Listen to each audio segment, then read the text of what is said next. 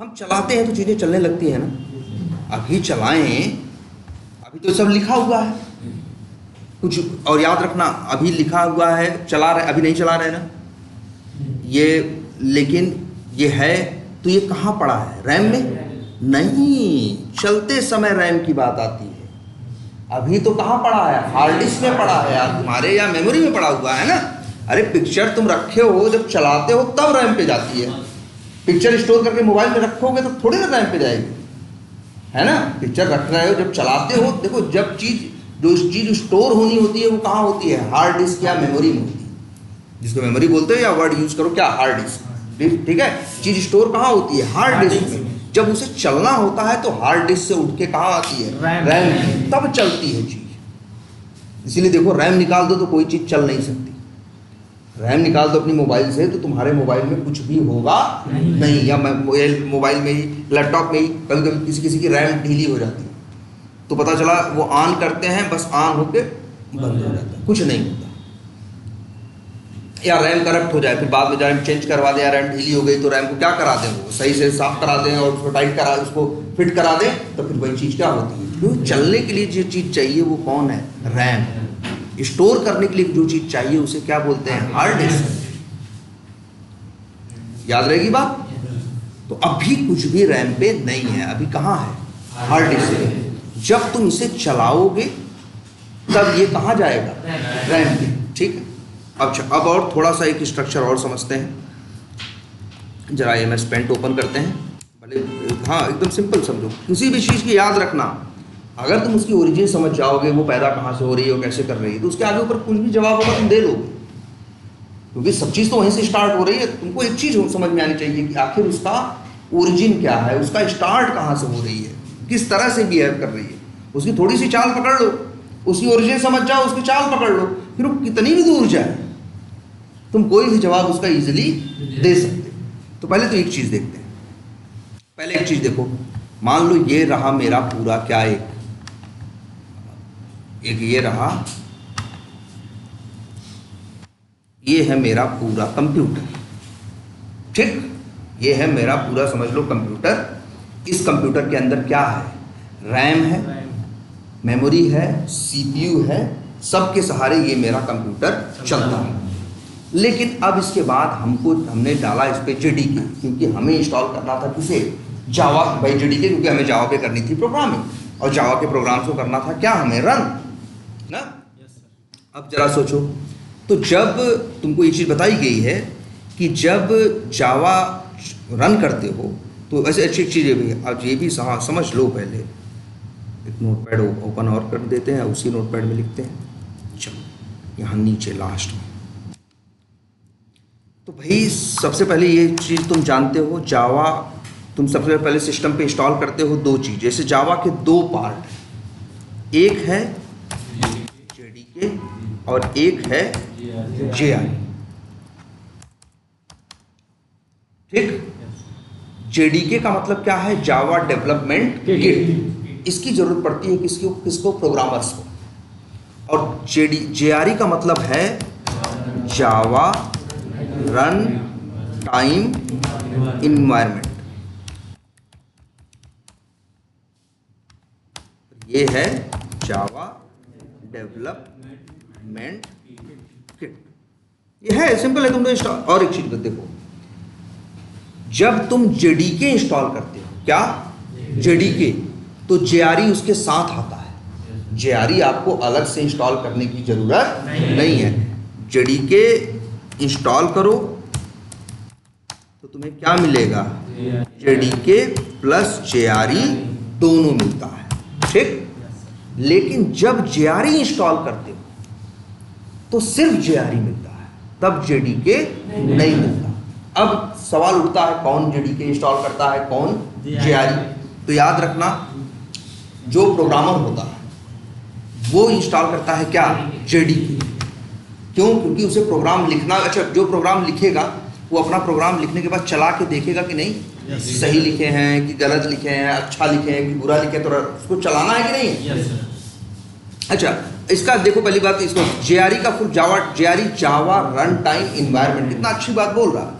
इसका काम है जावा को रन करने के लिए। इन्वायरमेंट का मतलब क्या होता है? वातावरण है। ये चलने के लिए जो चीजें, जो वातावरण, जैसे आप पढ़ने के लिए क्या है, अगर हमें यहाँ पढ़ाना है तो इन्वायरमेंट सेटअप करना होगा ना। हमें कुर्सी चाहिए, मेज चाहिए, पंखा चाहिए, ये चीजें चाहिए कि नहीं चाहिए? तो ये क्या है? तो ये इन्वायरमेंट है ना। तो वैसे सेम ही है जेआरई। जेआरई क्या है? जो जावा के प्रोग्राम को रन करने के लिए इन्वायरमेंट प्रोवाइड करता है, सारी व्यवस्था करता है, वो कौन है? जेआरई। ठीक है। और एक चीज देखो, हम लोग जावा के प्रोग्राम में, तुम्हें एक बात देखा होगा कि जावा में जब भी कोई कोड लिखते हो तो पहले क्या कराते थे हम लोग? कंपाइल। आजकल तो इक्लिप्स यूज करने लग रहे हैं, क्या हो रहा है? ऑटो कंपाइल हो रहा है, अपने आप कंपाइल। लेकिन कंपाइल जावा पहले कंपाइल होती है, बाद में क्या होती है? रन होती है। गलत लिखो तो कंपाइल होती है? नहीं होती। ये जो कंपाइलर है ना, उसे क्या बोलते हैं? जो कंपाइल करता है उसे क्या बोलते हैं? कंपाइलर।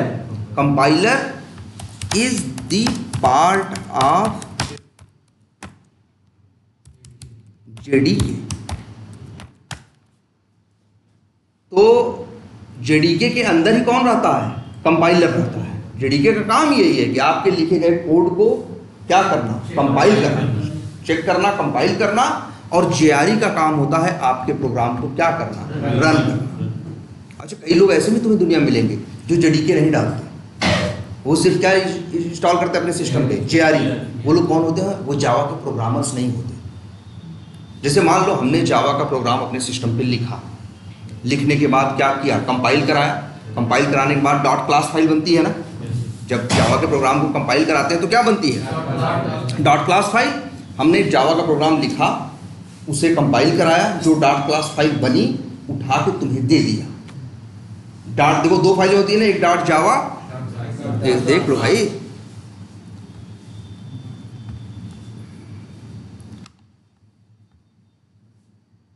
देख लो भाई, कहाँ गया? जैसे यहाँ पे प्रोजेक्ट है, जैसे ये क्लिप्स प्रोजेक्ट है ना इनका, ये देखो इनके है प्रोजेक्ट, मान लो ये इनका है। तो देखो क्या है, एक एसआरसी है जिसके अंदर वो आता है जो तुम कोड लिखते हो, इसका एक्सटेंशन क्या होता है? डॉट जावा। ये जो है बेसिक कंसेप्ट डॉट क्या है? जावा फाइल है। और यहीं बगल में प्रोजेक्ट के अंदर ये कौन होता है? बिल। इसके अंदर जो जो तुम डॉट जावा बनाते हो, अपने आप इक्लिप्स क्या करता है? कंपाइल करके उनको यहाँ पे रखता जाता है। लेकिन बस इनका एक्सटेंशन क्या होता है? Dot class. तो मान लो हमने कोड लिखा, कोड लिखने के बाद कंपाइल कराया, जो डॉट क्लास फाइल बनी वही तुमको पकड़ा दी और कहा तुमको इसे रन करना है। तो तुमको अपने सिस्टम पे जेडीके की कोई जरूरत नहीं है। तुमको सिर्फ क्या चाहिए? जेआरई चाहिए और कुछ नहीं चाहिए। या हमने जावा का एक सॉफ्टवेयर डेवलप किया, जावा में पूरा सॉफ्टवेयर में भी क्या होगा यार? क्लासेस और मेथड्स ही तो होंगे। हमने एक क्या बनाया? जावा में एक सॉफ्टवेयर डेवलप किया। डेवलप करने के बाद कंपाइल कराया, उसको एक बना के तुम्हें वो दे दिया। तो तुमको अपने सिस्टम पे अगर उसे चलाना है तो तुम्हें जेडीके की कोई ज़रूरत नहीं। तुम्हें सिर्फ जेआरई चाहिए। जेडीके तो तब चाहिए होता है जब तुम्हें कोड लिखना है, कोड में चेंज करना है और कोड को रन भी करना है, तब तुम क्या लोगे? जेडीके। जेडीके जब इंस्टॉल करोगे तो उसमें कंपाइलर भी रहेगा, जेआरई भी रहेगा, सारी व्यवस्था रहेगी। क्लियर है ये? चलो, एक बेसिक बात ये आपको समझ में आई। और तो अब तो इतना बात समझ में आया जेडीके और जेआरई का। तो चलाने के लिए कौन जिम्मेदार है? जेआरई। ठीक है। कंपाइल कराने के लिए कौन जिम्मेदार है? जेडीके। अब सोचते हैं एक चीज कि जो जेआरई था मेरा, इसको रन करना है। अब देखते हैं जेआरई भी कैसे रन करता है। जावा का काम जेआरई इसलिए नाम रखा गया क्योंकि ये रन करने का पूरा माहौल, जो व्यवस्था है वो करता। अब व्यवस्था क्या क्या करता है? तो ये देखो, जेआरई जब चलता है, जब जेआरई मतलब जब तुम जावा के प्रोग्राम को क्या करते हो? रन करते हो, तो तुरंत किसके पास पहुंचता है? जेआरई से। जेआरई से बोलता है भाई हमको रन करने की बात चल रही है। तो जेआरई कहता है ठीक है, हम तुम्हारी व्यवस्था कर रहे हैं। तो जेआरई उस समय, तुमको भले लगेगा सर जी सब कुछ तो सेकंड के 10वें हिस्से में हो जा रहा है, लेकिन होता वही है, चाहे 10 सेकंड के 10वें हिस्से में हो और चाहे 8 घंटे बाद हो। अब देखो जेआरई अब वो बनाता है एक नई चीज जिसे बोलता है क्या? Java virtual machine. मशीन यार देखो, मशीन वर्ड कहाँ से आया? हम लोग अपने लैपटॉप को भी मशीन बोलते हैं ऑफिस में। कई बार कहते हैं हम लोग क्या मेरी मशीन में इशू आ रहा है, तो वहाँ हम घर की मशीन की बात नहीं कर रहे हैं, वहाँ वो समझ जाता है सामने वाला भी किसकी बात कर रहा है भाई, लैपटॉप की बात कर रहा है, सिस्टम की बात कर रहा है। मशीन वर्ड बड़ा कॉमन है, ठीक है। हम लोग लैपटॉप को अपने या डेस्कटॉप को क्या भी बोलते हैं, मशीन भी बोलते हैं। यार मेरी मशीन में दिक्कत आ रही है, ठीक है। तो जो JVM है आपका, जावा वर्चुअल मशीन, JRE का काम यही है भाई। जैसे वही कह रहे हैं ना, जैसे पढ़ाने के लिए प्रोजेक्टर चाहिए, व्यवस्था है ना, तो या ऐसे कुछ चाहिए व्यवस्था, तो वही JRE का काम है व्यवस्था देना। तो JRE पहला काम क्या करेगा, आपके लिए क्या बनाएगा, JVM, मतलब आपके सिस्टम में एक और छोटा सा सिस्टम, और वो जो JVM होगा वो आपकी ही रैम में से थोड़ी सी रैम चुराएगा, आपका ही थोड़ा सा क्या चुराएगा, CPU, और आपकी मेमोरी का यूज करेगा और अपने लिए एक सिस्टम बनाएगा जिसको वो क्या बोलता है, JVM। मतलब अगर आपका ये पूरा कंप्यूटर है तो इसी पूरे कंप्यूटर के अंदर एक छोटा सा कंप्यूटर और बनेगा। हाँ, और यही छोटा सा कंप्यूटर जो है कौन है, JVM, जावा वर्चुअल मशीन। और आपका प्रोग्राम इस पे रन नहीं होगा। देखते जो आप फिर वही कहना, जब आप रन करोगे तो JRE के पास जाएगा, JRE तुरंत क्या बनाएगा, JVM बनाएगा, और इसी JVM पे आपके प्रोग्राम को क्या करेगा, रन करेगा। मतलब ये समझ लो पूरा कंप्यूटर या पूरा ऑपरेटिंग सिस्टम है, और इसके अंदर ये छोटा सा हिस्सा कौन है, JVM। आपका प्रोग्राम यही JVM पे जाके क्या होता है, रन होता है। पूरे सिस्टम से इसे कोई लेना देना नहीं होता। क्लियर है ये? Yes sir. तो JVM पे प्रोग्राम को क्या करेगा, रन करेगा, ठीक है। अब इतनी बात समझ में आई? सर ये जो JVM बन रहा है इसमें कोई ऑपरेटिंग सिस्टम होता होगा, बिकॉज़ कंप्यूटर है वही जावा वर्चुअल मशीन है ना, जो ये बन रहा है उनका जावा का ही मान के चलो अपना एक ऑपरेटिंग सिस्टम है जो प्रोग्राम को चलाने के लिए चाहिए, लेकिन उससे तुम्हें कोई मतलब नहीं है। बस तुम्हें तुरंत इंस्टॉल करता है और चला देता है तुरंत, हाँ सब कुछ। भाई देखो अभी प्रोग्राम में 2 लाइन लिखो, चला दो तो तुरंत चल जाता है ना, सेकंड के 10वें हिस्से में। Yes sir. लेकिन उस सेकंड के 10वें हिस्से में भी पूरा प्रोसेस होता है। पहले JRE उठेगा, आपके लैपटॉप में से रैम काटेगा, ये निकालेगा, बनाएगा, और फिर उसके ऊपर उसको चलाएगा। और लेकिन हाँ, जैसे ही आपका प्रोग्राम चलना खत्म हो जाता है वैसे ही उस JVM को ये क्या कर देता है, खत्म कर देता है। तो जो ये रैम आपकी काट के निकाल के ले गया था वो भी क्या हो जाती है, फ्री हो जाती है। आई बात समझ में? और प्रोग्राम आपके कहाँ रन होते हैं, JVM। अब हम रैम बोलेंगे तो समझ जाना हम उस रैम की बात कर रहे हैं जितनी JVM ने चुराई है, हम पूरे रैम की बात नहीं कर रहे हैं। और ये चीज़ भी होती है, तो मेरे ख्याल से देखना पड़ेगा कितना लेने लगा, नहीं तो जैसे अब शायद 2 GB लेता होगा कम से कम जावा JVM। मतलब अगर आपकी जितनी भी रैम होगी बाइट, इसीलिए आजकल ऐसा भी कोई बहुत पुराना लैपटॉप ले आओ, कोई बहुत पुराना 10-15 साल पुराना लैपटॉप लाओ, जब रैम 1-1 GB हुआ करती थी, 2-2 GB हुआ करती थी, और नया इस पर जावा इंस्टॉल करना कोशिश करो, प्रोग्राम रन, तो दिक्कत करने लगेगा। तब दिक्कत ये कहेगा यार रैम नहीं है, क्योंकि JVM की भी कुछ लिमिट है, वो कितना लेता है और कितना नहीं लेता। आजकल की JVM 2 GB लेते हैं, आजकल जावा कितना लेता है, 2 GB। और पहले हम लोग जब 10 साल 12 साल पहले यूज किया करते थे इसको, 12-14 साल 15 साल पहले, तब 512 MB लेता था। जैसे जैसे जावा, हाँ जैसे जैसे जावा के भी तो वर्जन आए, हम लोग खुद अपनी आंखों से देखा, 5 आया, 6, मतलब 5 तो नहीं 6 से तो हम खुद यूज कर रहे हैं। जावा 6 देखा, 7 देखा, 8, 9, आज देखो क्या चल रहा है, 21-22 तक पहुंच गया है ना, 22-23 तक पहुंच गया है, 24 आ गया, हाँ वो 24 आ गया है। तो फिर पहले ऐसा था 512 MB लेता था, पहले 256 ही लेता था, हाँ फिर 512 लेने लगा, फिर 1 GB लेने लगा, अब आई थिंक 2 GB लेता है। लेकिन कई बार ऐसा भी होता है, जैसे कई बार हम किसी ऐसे प्रोजेक्ट पर काम करते हैं जहाँ उसकी साइज़ हम जानते हैं कि यार यहाँ तो रैम 4 GB 6 GB लगेगा है, क्योंकि जावा से कहेंगे चलो तो जावा बाय डिफ़ॉल्ट जाके 2 GB निकाल कर लाएगा, लेकिन हम अपने प्रोग्राम को जान रहे हैं ना, अपने कोड को जान रहे हैं, मेरा प्रोग्राम चलते समय 4 GB इसको रैम चाहिए। तब जानते हो क्या होता है, जब ऐसी सिचुएशन आती है तो ये फट जाएगा, एरर दे देगा, आउट ऑफ मेमोरी, कहेगा भैया मेरे बस की बात नहीं है।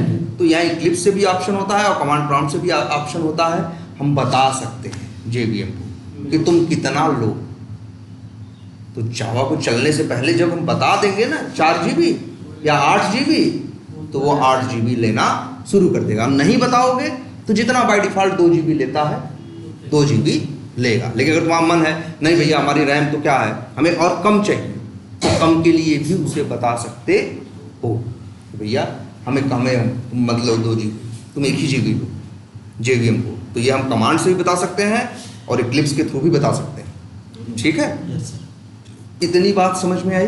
Yes sir. और एक चीज़ है, लेकिन याद रखना भले JVM फेवीएम कुछ भी हो, लेकिन इस JVM में भी क्या रहेगा, रैम रहेगी, इसमें क्या रहेगा, CPU रहेगा, और हार्ड डिस्क तो मान लो वही यूज़ करेगा जो हमारी है। हाँ वो नहीं, वो कट करने की ज़रूरत भी नहीं। ठीक है, तो इस तरह से ये जावा ये बेसिक चीज़ है अभी। और ये चीज़ सोचो जरा, हम चला रहे हैं, चल रहा है ना यार, कोई भी चीज़ चलती है तो उसको चाहिए क्या होता है, चाहे टीवी हो, पिक्चर हो, फोटो हो, चाहे कोड हो, सबको चाहिए रैम। कोई चीज़ रैम पे नहीं आएगी तो फिर चलेगी नहीं। तो भाई अब ये सोचना है, ये जो क्लास चल रही है ना भाई, ये भी रैम पे जाती है तभी तो चल रही है। तो एक काम करेंगे, आज इतने पे ही रखते हैं, नेक्स्ट क्लास में इसी पे डिस्कशन करेंगे कि आखिर एग्जैक्टली